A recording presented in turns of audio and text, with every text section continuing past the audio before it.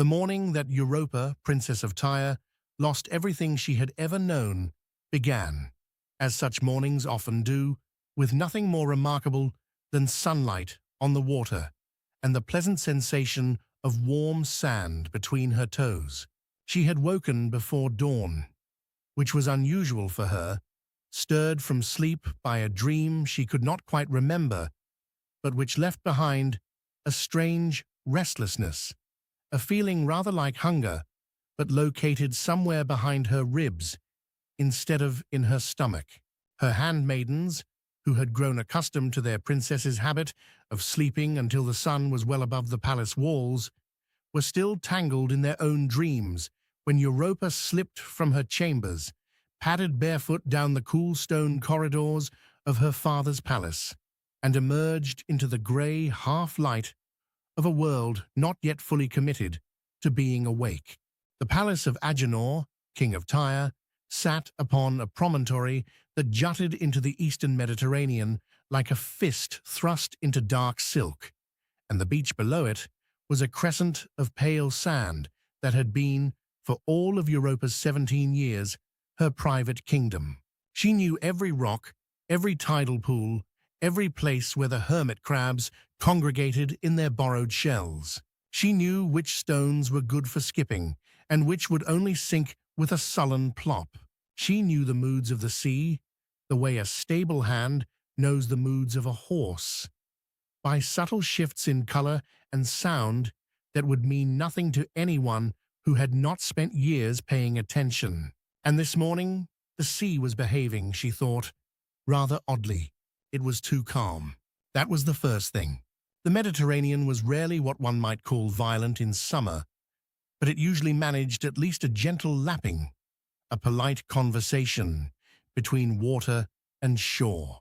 Today, it lay flat and glassy, like a vast mirror tilted toward the sky, and the silence was so complete that Europa could hear her own heartbeat in her ears.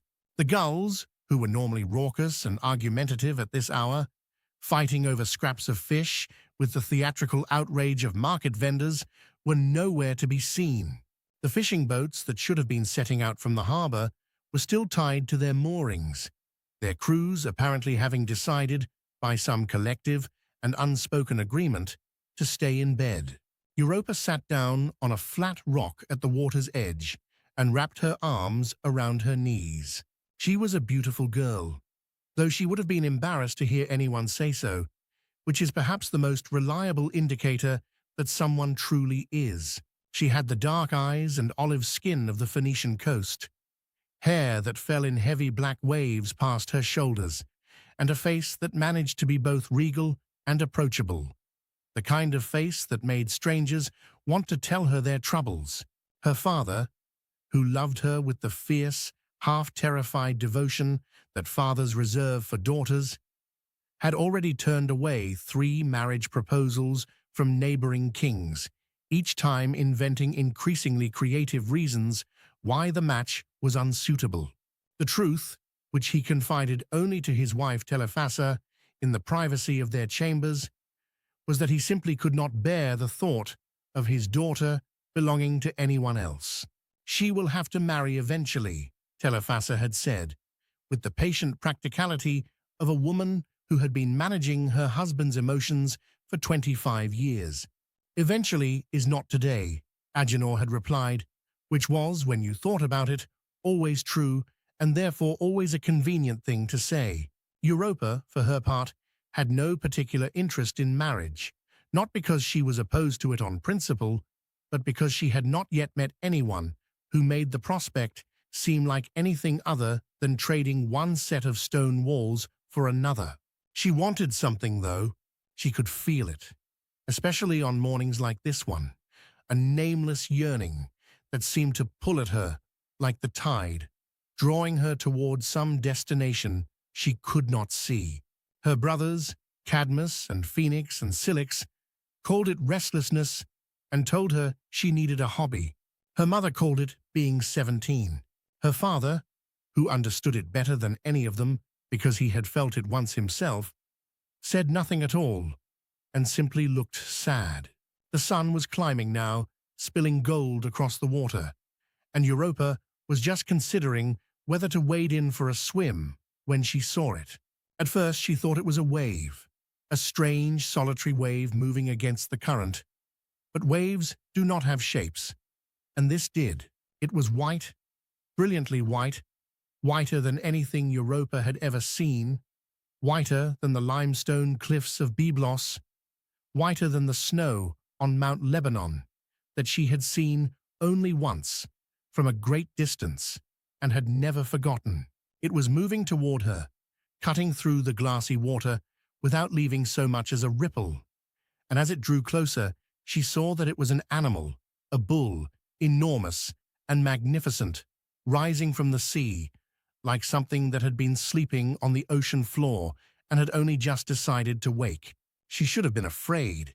She would think about this later, in the long years that followed, and wonder why she had not felt even a flicker of the instinctive terror that any sensible person would feel upon seeing a full-grown bull emerge from the sea like a god. Because, of course, that is exactly what he was, though Europa did not know it yet, and by the time she understood, it would be far, far too late.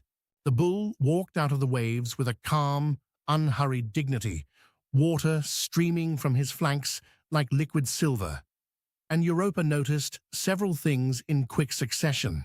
First, that he was impossibly beautiful, with a muscular body that seemed to have been carved from white marble by a sculptor who had spent a lifetime studying the idea of physical perfection.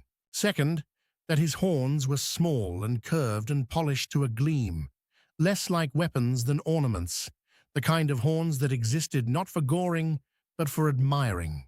Third, and most strangely, that his eyes were not the flat, dark, vaguely stupid eyes of an ordinary bull, but something else entirely, large and luminous, and the color of the sky just before a summer storm. The kind of eyes that looked at you and seemed to know things about you that you did not know yourself.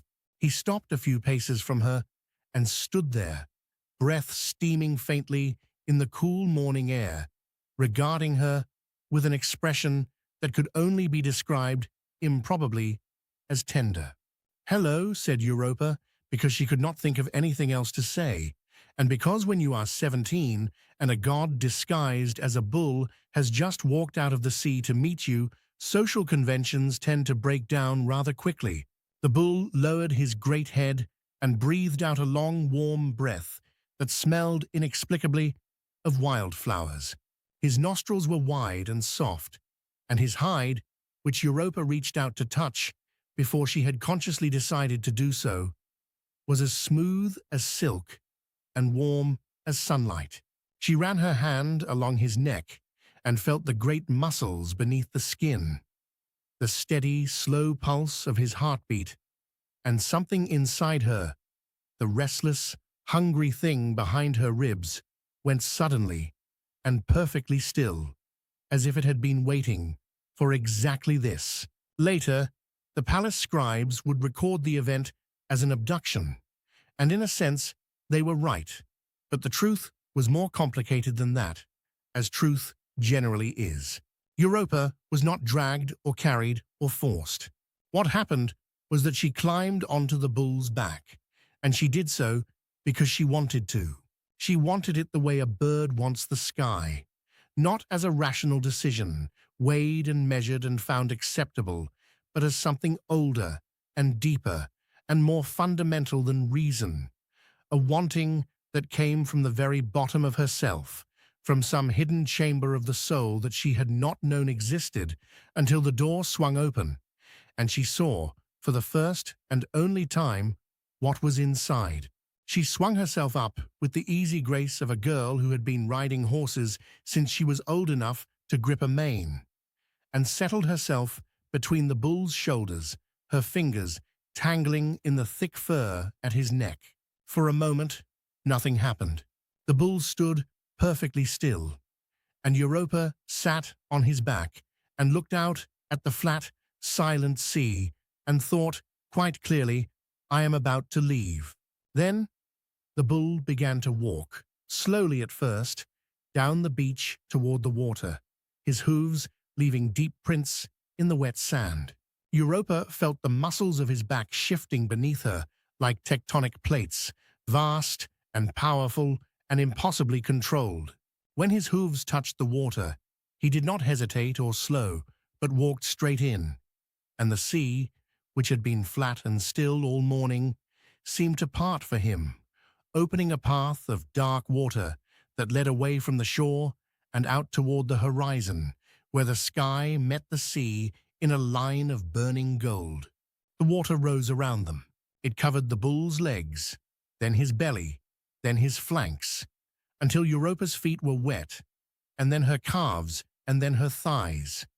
And still the bull walked on, his head held high above the surface, his breath coming in great steady gusts that sent spray into the air like diamonds.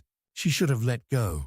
She should have slid from his back and swum to shore and run, dripping and laughing and frightened, back to her father's palace, back to her stone-walled room and her patient handmaidens and her life as the princess of Tyre, a life that was small and safe and exactly what everyone expected of her. But she did not. She held on, and the bull carried her away from everything she had ever known. And behind them, the beach grew smaller and smaller, until it was nothing more than a pale line between the green hills and the dark water. And then it was gone. It was Cadmus who first noticed his sister was missing. He had risen early, as he always did, to practice with his sword in the courtyard before the heat of the day made such exertions suicidal. And he had paused in his forms to drink water from the clay jug that the servants left by the fountain, and noticed, as one does when something is subtly wrong with a familiar landscape, that the beach below the palace was empty. Not empty of objects or features, but empty of Europa, who was, at this hour, almost always to be found there, sitting on her rock and gazing out at the water with the dreamy, half-focused expression of someone whose mind is very far away from where her body happens to be sitting. Cadmus was the eldest of Agenor's sons, and he carried his seniority with the quiet seriousness of a young man who has understood from a very early age that the world will one day expect things of him, and he had better be ready. He was 22, tall and lean, and strong in the understated way of someone who exercises for purpose rather than display, with the same dark eyes as his sister, and a jaw that suggested correctly that he was not easily persuaded to change his mind once he had made it up. He was not, by temperament, a worrier. He left that to his mother, who had elevated worrying to something very close to an art form.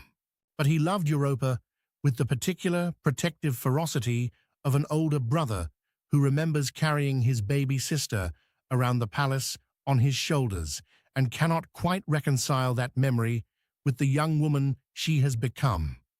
And when he saw the empty beach, a cold finger of unease touched the back of his neck. He found the footprints 20 minutes later, after he had searched her chambers, the kitchens, the stables, and the garden without success. They were hers, small and narrow and unmistakable, leading down the beach to the water's edge, where they were joined by another set of prints, these ones deep and round and cloven, the prints of an animal far larger than any bull in his father's herds. The two sets of prints walked side by side for a short distance, and then the human prints disappeared, and the bull's prints continued alone to the water's edge, where they vanished into the surf. Cadmus stood at the water's edge and stared out at the empty sea and felt something inside him break very quietly, the way a bone breaks when the force is applied slowly and steadily, not with a crack, but with a muted, grinding reluctance. He searched for the rest of the morning. He took a boat and sailed along the coast in both directions, calling her name until his voice was raw. He questioned the fisherman, who had seen nothing. He questioned the harbour master, who had seen nothing. He questioned the old woman who sold dried fish from a stall near the docks, and who was generally held to see everything, and she too had seen nothing. By midday, when the sun was a white disk burning overhead, and the shadows had retreated to hide beneath stones and walls, Cadmus walked back to the palace and told his father. The sound that Agenor made when he heard the news was not one that Cadmus would ever forget, though he would spend the rest of his life trying to. It was a sound that seemed to come not from the king's throat, but from somewhere much deeper, from the place where a father keeps the love he has for his children. A place so deep and so vital that to wound it is to wound the man himself in ways that can never fully heal. Agenor, king of Tyre, lord of Sidon, descendant of Poseidon himself, sank to his knees on the polished floor of his throne room and made a sound like an animal in a trap, and all the power and majesty and accumulated authority of his reign fell away from him like a cloak dropped from tired shoulders, and he was simply a father who had lost his child. Telephassa, who had been weaving in her chambers when the cry reached her, came running with a speed that surprised everyone, including herself, because she was a woman who prided herself on never running anywhere, on the grounds that queens did not run, and that anything worth arriving at was worth arriving at with dignity. She took one look at her husband's face and understood everything, because she had always been able to read Agenor's face the way a sailor reads the sky. And what she saw there now was a storm of grief, so vast and so dark that it threatened to swallow him whole. Which one? She asked, and the fact that she did not need to specify what she meant told Cadmus everything about his mother's understanding of the world, that she had always known, on some level too deep for words, that one of her children would be taken from her. Europa, said Cadmus, and Telephassa closed her eyes for a moment. And when she opened them again, they were dry and hard and absolutely steady, and Cadmus saw something in his mother that he had never seen before, a will as unyielding as iron and as patient as stone, the will of a woman who would walk to the ends of the earth, if that was what it took, to find her daughter. Phoenix and Cilix arrived within the hour, having been summoned from their respective pursuits. Phoenix from a wine merchant's establishment of questionable reputation, Cilix from the docks where he had been supervising the loading of a trade vessel. They were, in their different ways, younger versions of Cadmus, Phoenix broader and louder, with their father's temper and a laugh that could be heard 3 streets away. Cilix quieter and more calculating, with a merchant's eye for value and a politician's instinct for self-preservation.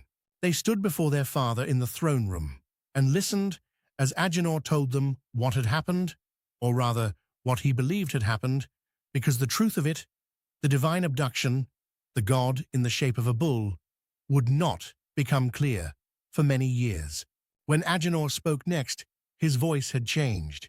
The grief was still there, vast and dark beneath the surface, but it had been overlaid with something else, something harder and more dangerous.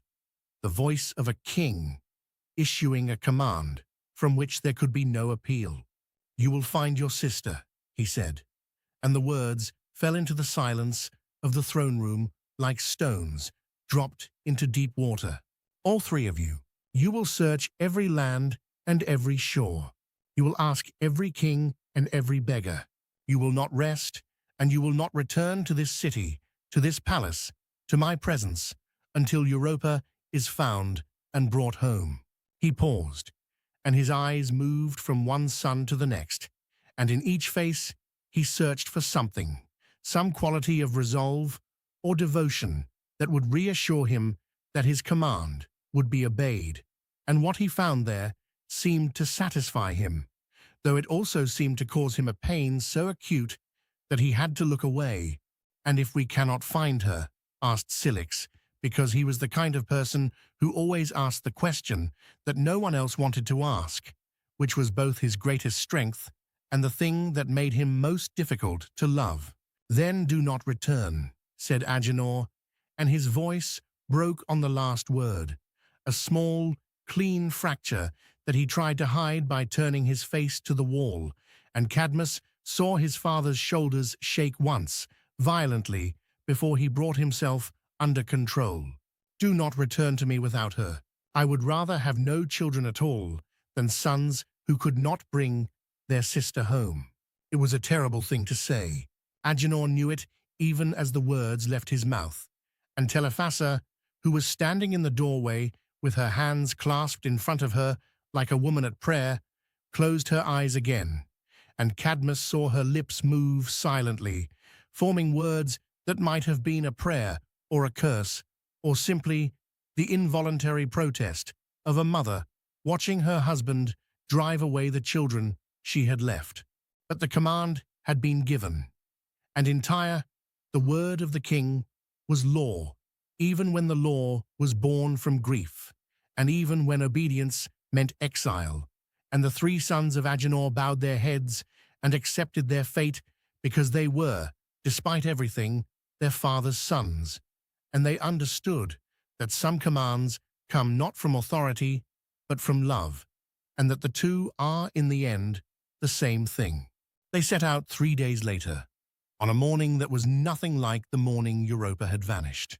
The sky was heavy with clouds, the sea was dark and churned with whitecaps, and a wind from the north carried the smell of rain and distances. Cadmus stood on the dock, beside a merchant vessel that his father had commissioned for the journey, and watched his brothers say their goodbyes, and he noticed, with a clarity that felt almost cruel, how each of them held their mother. Phoenix embraced Telephassa with the rough, back-slapping heartiness of a man who is determined not to cry and will resort to physical violence against himself if necessary. He promised to bring Europa home before the year was out, a promise that both of them knew was almost certainly empty, but which they both pretended to believe because the alternative was unbearable. Cilix held their mother gently, carefully, the way one holds something fragile, and whispered something in her ear that made her smile. A small, sad, brave smile that Cadmus could barely stand to look at. When his turn came, Cadmus found that he could not speak. He held his mother and breathed in the scent of her, oil of jasmine, and the warm, yeasty smell of the bread she had been baking that morning because she had needed something to do with her hands, and he tried to memorize it, to press it so deeply into his memory that no amount of time or distance could wear it away. Telephassa put her hands on either side of his face and looked at him with an expression of such fierce, unbearable love that he felt for a moment that he might actually break apart. "I am coming with you," she said. It was not a request. It was not even, strictly speaking, a statement. It was a fact, delivered with the same quiet authority with which she might have observed that the sun rises in the east or that water flows downhill, and Cadmus, who had been preparing a long and reasoned argument for why his mother should remain safely in the palace, found that every word of it evaporated like dew in sunlight. "Mother, I am coming with you," she said again, and her eyes, dark and steady and absolutely certain, left no room for debate. "Your father has commanded you to find Europa or never return. Very well, but he did not command me to stay, and I will not sit in an empty palace and wait for news that may never come. I will not be the woman who stayed behind." Cadmus looked at his brothers. Phoenix shrugged, which was his response to most situations that he did not know how to handle. Cilix frowned thoughtfully, as if calculating the additional cost of provisions, which was his. "Father will not allow it," Cadmus said, though even as he said it, he knew it was not true, because Telephassa had made up her mind, and when Telephassa made up her mind, opposing her was rather like opposing the weather. Technically possible, practically futile, and likely to leave you cold and wet. "Your father," said Telephassa, with a precision that suggested she had been rehearsing this speech since before dawn, "has sent away every child I have left. He is keeping his grief. He can keep the palace too. I am going to find my daughter." And so she did. She walked up the gangplank of the merchant ship with the straight-backed dignity of a queen, carrying nothing but a small bag of personal belongings, and tucked inside her robes a wooden doll that had belonged to Europa as a child, its paint worn down to bare wood by years of love, its features smoothed into a blankness that was somehow more expressive than any face. She did not look back at the palace, at the city, at the life she was leaving behind. She stood at the bow of the ship and faced west, toward the open sea and the unknown world. And Cadmus, watching her, understood something that he had not understood before, that there are different kinds of courage, and that the quiet, steady courage of a mother who refuses to stop searching for her child is perhaps the most formidable of them all. Agenor did not come to the dock. He stood on the palace walls and watched the ship pull away from the harbour, and his figure grew smaller and smaller as the distance between them widened, until he was nothing more than a dark smudge against the pale stone, a man-shaped absence on the walls of a city that would never feel like home to any of them again. Cadmus kept his eyes on that figure until it disappeared, and then he turned away and looked west as his mother was looking, and felt the wind on his face, and the deck rolling beneath his feet, and the vast, indifferent emptiness of the world ahead of them. And he thought, "We will never find her. We will search and search and search, and we will grow old and tired and lost, and we will never find her, because she has been taken by something larger than us, something we cannot fight or bargain with or understand, and the best we can hope for is that the searching itself will become its own kind of home." It was, as it turned out, a remarkably accurate prediction, though the journey would prove to be far stranger and far more terrible and far more wonderful than anything Cadmus, standing on the deck of a Phoenician merchant ship on a grey morning in late summer, could possibly have imagined. Behind them, the coast of Phoenicia sank below the horizon, and ahead of them, the Mediterranean stretched out like a promise that might or might not be kept, and the ship moved west into the unknown, carrying a mother, 3 brothers, and the ghost of a girl who had climbed onto the back of a white bull and ridden away into the sea, leaving behind nothing but footprints in the sand and a father's broken heart, and a question, vast and unanswerable as the sea itself. Where has she gone, and will we ever bring her home? The gulls returned that afternoon, wheeling and crying over the harbour of Tyre as if nothing at all had happened, as if the world had not just cracked open along a fault line that ran through the heart of a royal family and would, in time, run through the heart of the world itself. The fishermen put out to sea. The merchants opened their stalls. The tide came in and washed away the hoofprints on the beach, and then it went out again. And in the wet sand where Europa had stood, nothing remained but the smooth, blank surface of a story that was just beginning. On the palace walls, Agenor stood alone and watched the empty sea until the sun went down. And then he stood there in the darkness, and the stars came out one by one and cast their cold, indifferent light upon a father who had loved too much and held too tightly, and in the end had lost everything by trying to keep it safe. He did not weep. He had moved beyond weeping, into a territory of grief so vast and so barren that tears seemed inadequate, like trying to put out a forest fire with a cup of water. He simply stood and watched and waited for a ship that he had told never to return.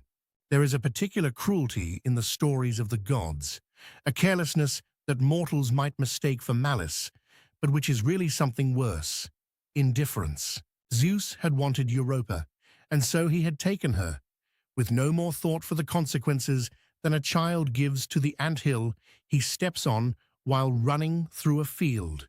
He had not considered Agenor's grief, or Telephas's desperate courage, or the three young men who would spend years of their lives searching for a sister they would never find. He had not considered these things because they did not interest him, because the inner lives of mortals were, to the king of the gods, roughly as compelling as the inner lives of the ants in that anthill.